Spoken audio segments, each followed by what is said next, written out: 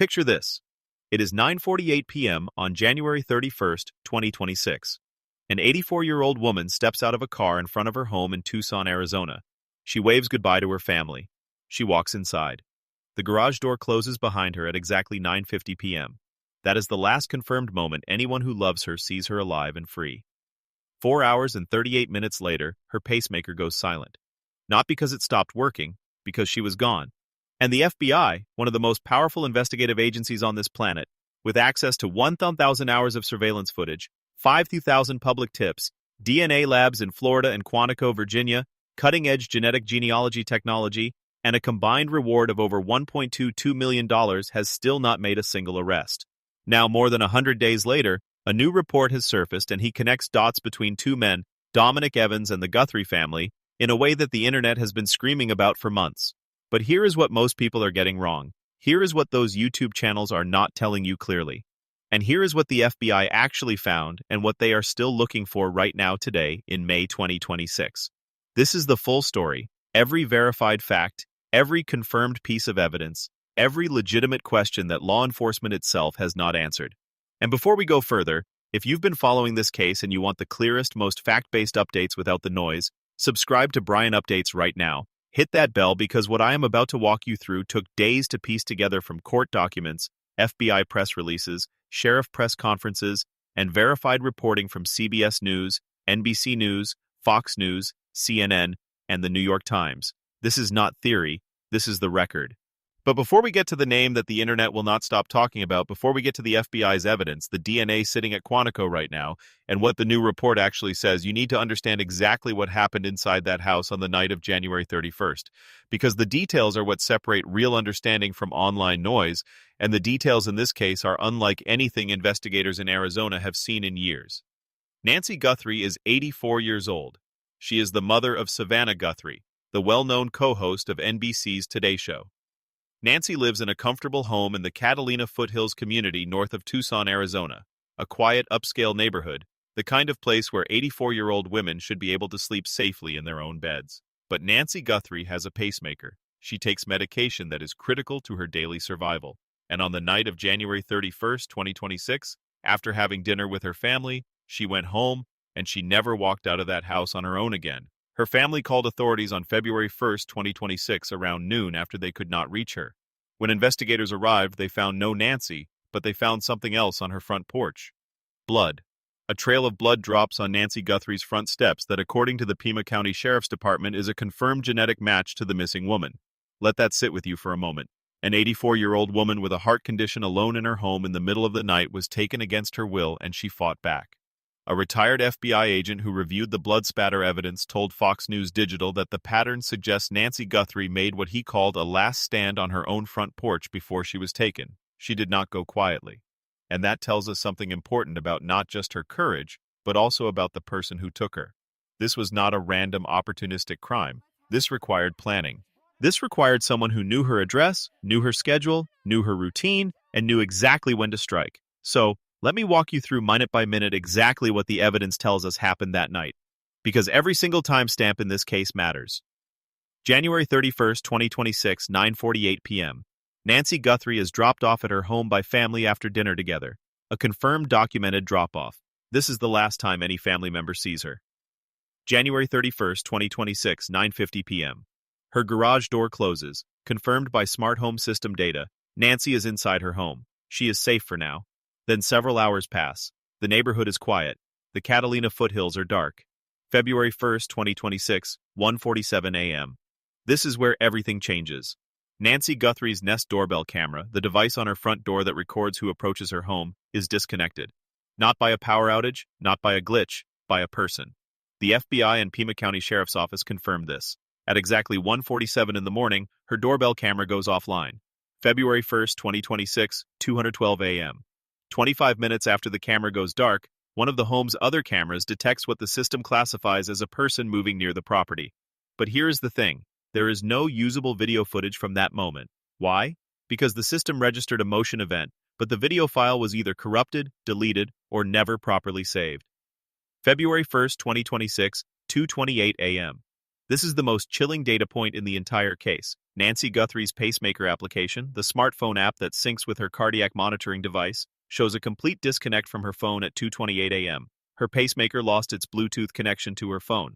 Now, your pacemaker does not lose its Bluetooth connection because you roll over in bed. It loses that connection when the person wearing it moves beyond the range of the connected phone, or when someone removes the phone from her possession entirely. The Pima County Sheriff's Department confirmed that this pacemaker data helped establish the probable timeline of Nancy Guthrie's abduction. Between 1:47 a.m. and 2:28 a.m., a window of just 41 minutes, someone approached her home, tampered with her security camera, moved toward her, and took her. February 1st, 2026, approximately noon. Nancy's family, unable to reach her, contacts authorities. When investigators arrive, they find the blood on the front porch. The investigation had barely started, and already the first major mistake by whoever took Nancy had been made because the FBI does not accept deleted footage. And what they pulled back from that camera's ghost memory is what changed everything about this case. When investigators first examined Nancy Guthrie's doorbell camera system, the footage appeared to be gone, deleted, overwritten. Whoever tampered with that camera on the night of February 1st knew what they were doing, or at least tried to. But the FBI did not accept that.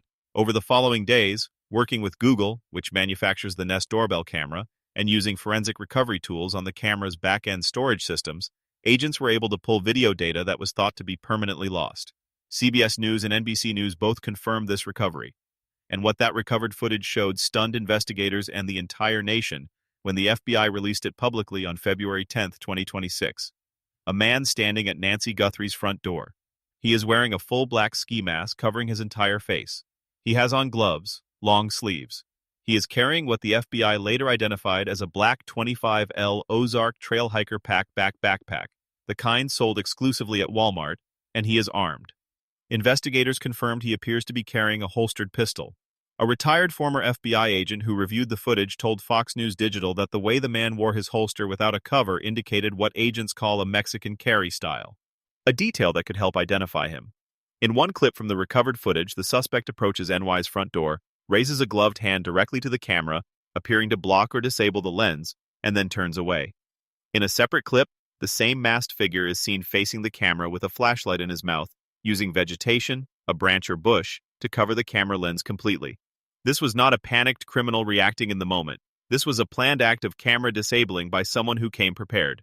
The FBI described the suspect as a male approximately 5'9" to 5'10" in tall with an average build.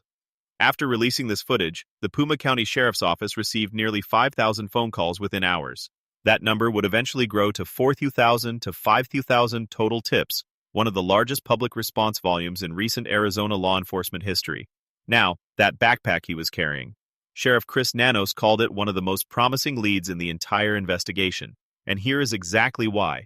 The black 25L Ozark Trail Hiker pack is not sold at Amazon. It is not sold at Target. It is not available at any sporting goods chain. According to Sheriff Nanos, this specific backpack was sold exclusively at Walmart. That means if investigators can access Walmart's purchase records for this specific product in the Tucson, Arizona area and cross-reference those purchases against store surveillance cameras, they could potentially identify who bought that backpack on what date and with what form of payment.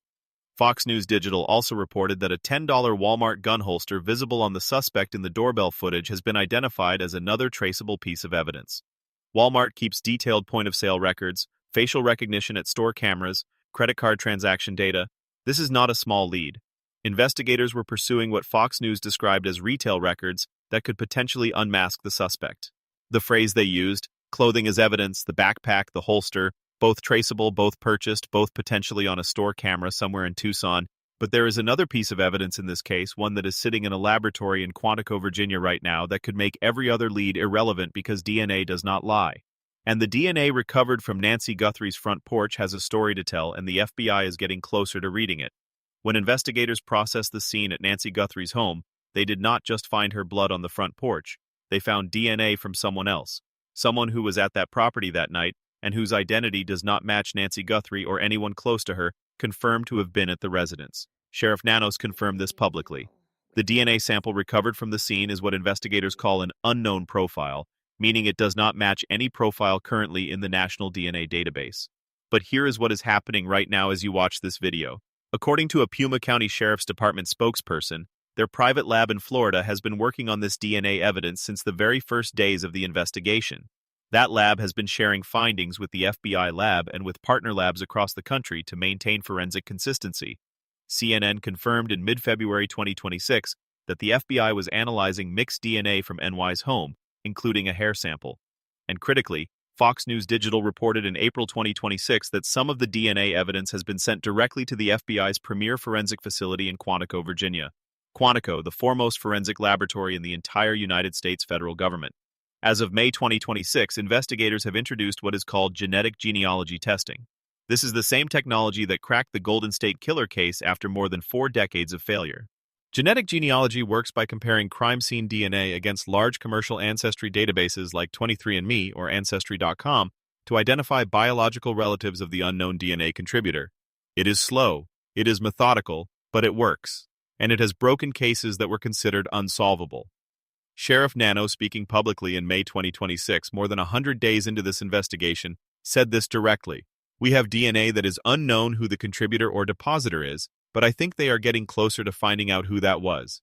He also said he remains confident an arrest will be made at some point. This investigation is not cold. It is active. The DNA analysis is the engine driving it right now.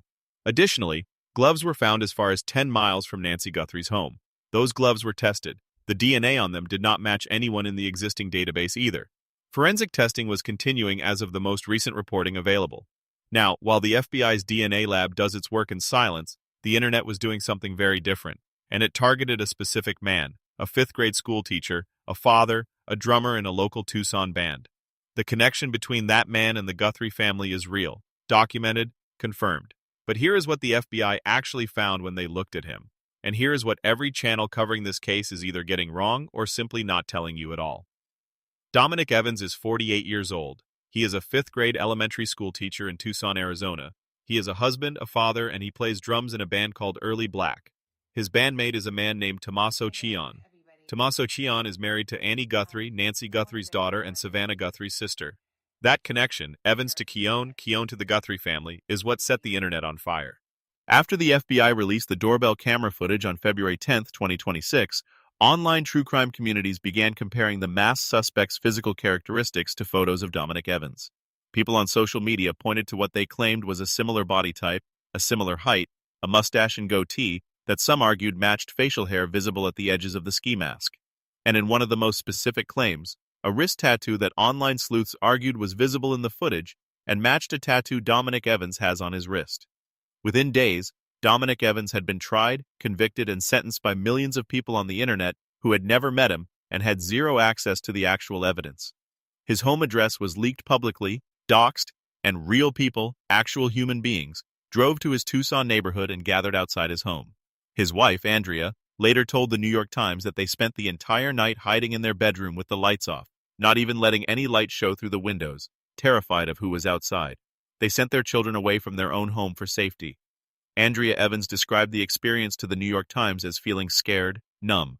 When Evans himself spoke to the Times in an article published on February 25, 2026, he said these words, "I feel like someone has taken my name." And when asked why he thought people were targeting him, he said, "I do not know. Monetary clickbait to be relevant entertainment, but there are innocent people that get hurt." Now here is what law enforcement has actually confirmed about Dominic Evans. Evans told investigators he had met Nancy Guthrie exactly once in 2011, 15 years before she disappeared. He spoke to investigators for approximately 40 minutes in one session.